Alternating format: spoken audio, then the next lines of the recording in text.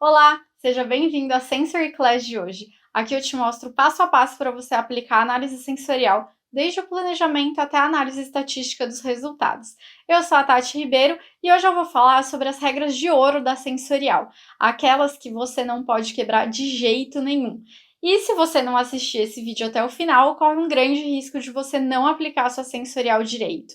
Vamos descobrir quais são essas regras? Primeiro, vamos colocar todo mundo na mesma página.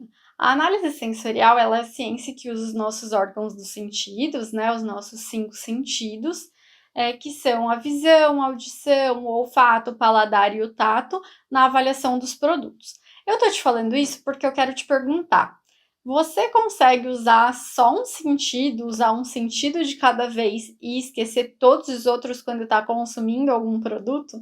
Impossível, né?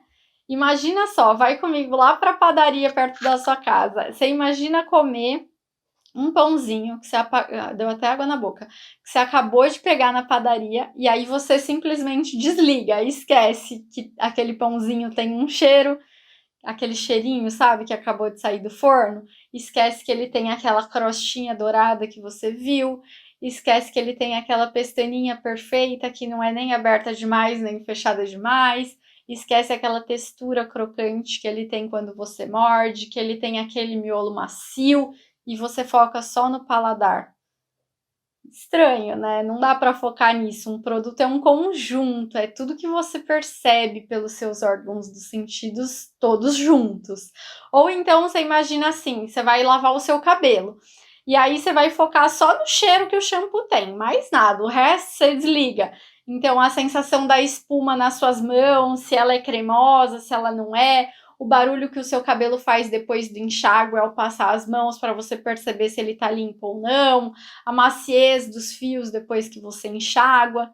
Não tem como desligar os outros sentidos para você só perceber o cheiro do seu shampoo, né? Os produtos realmente eles são um conjunto de fatores. Então, eu tô te falando isso porque a nossa percepção ela é multissensorial.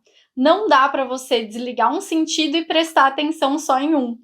Desligar os outros, prestar atenção só em um. Por mais que você se esforce, não vai rolar. E muito do que acontece no nosso cérebro é de maneira inconsciente. Muitas das nossas decisões, muitas das nossas percepções, elas são inconscientes, a gente não consegue controlar. Quer um exemplo? Vou te dar um exemplo de como funciona no nosso cérebro essa questão multissensorial. Em um dos primeiros vídeos que eu fiz aqui, eu contei sobre um estudo de café de uma pesquisadora brasileira. Ela testou o mesmo café em várias cores de xícaras, gente. O mesmo café, exatamente o mesmo. Sabe o que ela viu? Que quando ela servia esse café numa xícara rosa ou amarela, esse café ele era percebido como mais doce do que quando ela servia esse café nas xícaras verde e branca. Por que isso, né? A xícara muda o sabor do café? Não, porque inconscientemente. Eita, embananei a palavra. Vamos de novo. Porque inconscientemente o nosso cérebro ele associa todas as informações que chegam a ele naquele momento para formar a percepção sobre um produto. Então, não é que o café mudou de sabor, é que o nosso cérebro interpretou todas as informações que ele tinha de maneiras diferentes quando ele viu um café numa xícara amarela ou numa xícara rosa e quando ele viu um café numa xícara branca ou numa xícara verde. Quer mais exemplo? Você gosta de uma cervejinha? Eu não sei se você viu recentemente, mas aquela cerveja Beck's, ela lançou uma campanha que chama Frequência Beck's. Se você quiser conhecer, joga no Google que você consegue encontrar o site deles.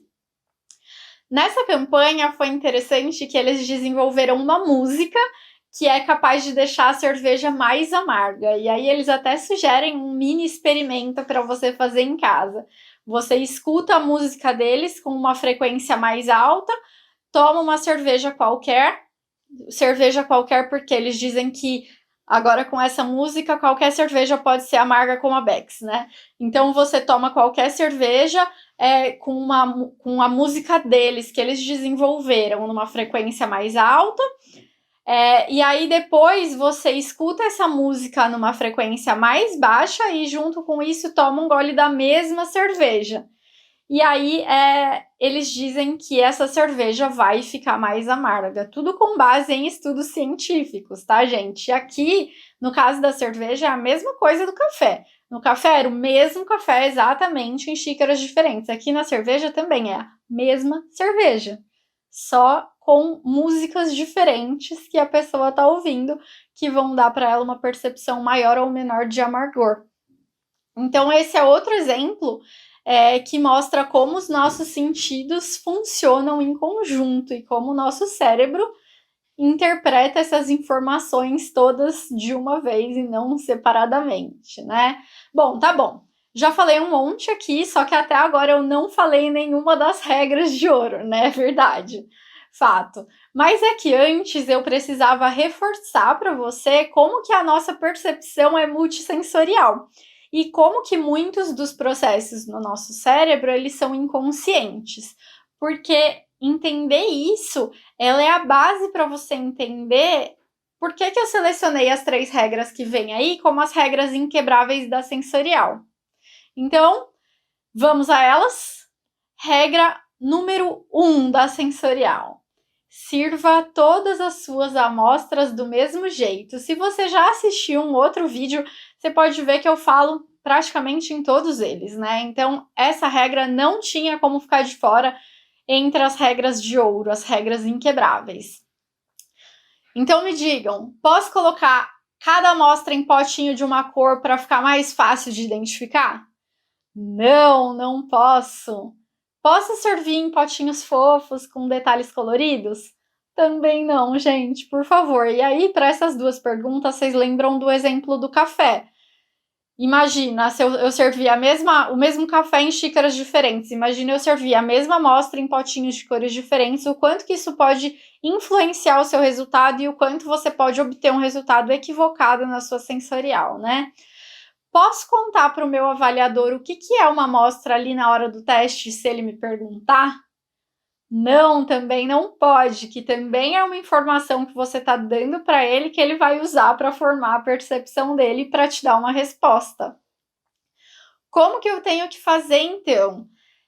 Servir todas as amostras do mesmo jeito, essa é a regra. E como que eu faço isso? Elas têm que estar em recipientes iguais, tanto em cor, como em formato, como em tamanho, seja o recipiente que for, o produto que for que você trabalha.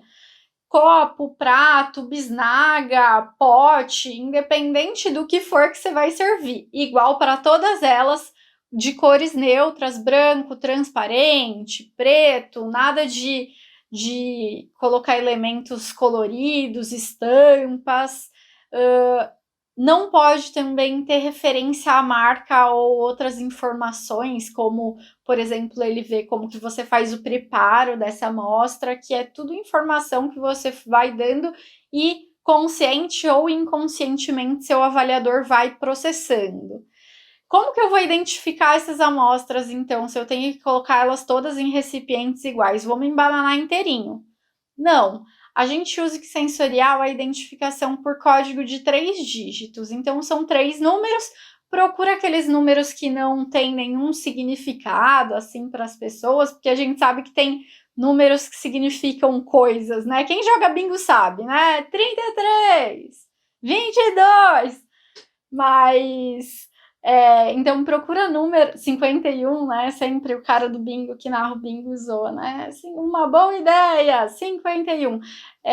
Então procura sempre códigos que não vão significar nada para as pessoas. Foge desses que têm algum significado muito popular. Você pode até usar a função sorteado Excel, eu já dei essa dica em outro vídeo, mas acho muito interessante relembrar, porque às vezes você tem que colocar tantos códigos, você pode acabar se confundindo, sua criatividade pode, para dar números ali, pode acabar, você acaba dando números repetidos, enfim.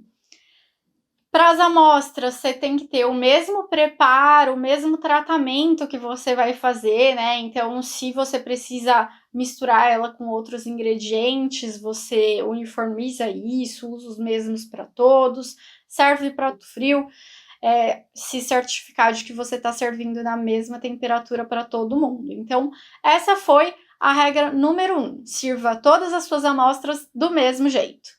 Regra número 2. Não tenha nada no seu teste que vá desviar a atenção do seu avaliador sobre as amostras, né? O que tem que chamar a atenção do seu avaliador ali no seu teste são as suas amostras e não outras coisas ao redor disso. Então, pergunta para você: pode ter uma musiquinha ali rolando durante o meu teste para deixar o ambiente mais agradável, né? Já que eu vou receber várias pessoas?